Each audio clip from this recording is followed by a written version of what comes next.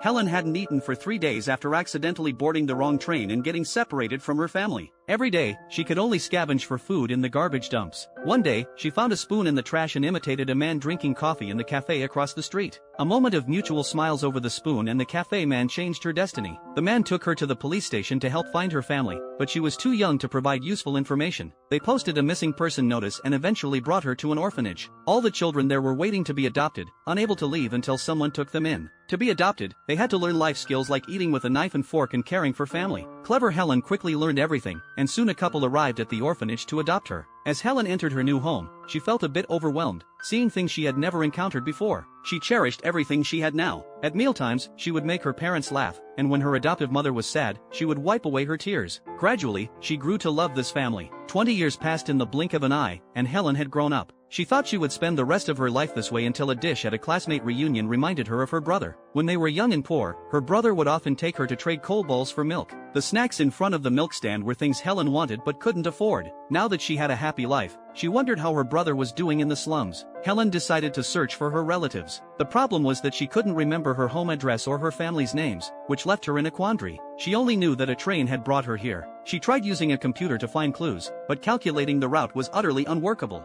Helen began to suffer from insomnia, her mind always drifting to her faraway relatives. As time passed day after day, there was still no breakthrough in finding her way home. Going home had become her inner demon, but as the saying goes, good things come to those who wait. She discovered a route just outside the map's radius that looked remarkably similar to the railroad tracks she ran along as a child. After zooming in on the map, she saw the station where she had gotten lost all those years ago. She immediately boarded a plane to her hometown. After 20 years, the place had undergone earth-shattering changes, but the village from her memories remained. When she returned home, she discovered that her house had become a sheep pen. She was frustrated and angry with herself for not coming back sooner. Just as she was about to give up, an elderly white-haired man approached from a distance. Despite 25 years passing, Helen recognized her mother at a glance. Mother and daughter hugged each other tightly. Although life has its regrets, cherish the people in front of you.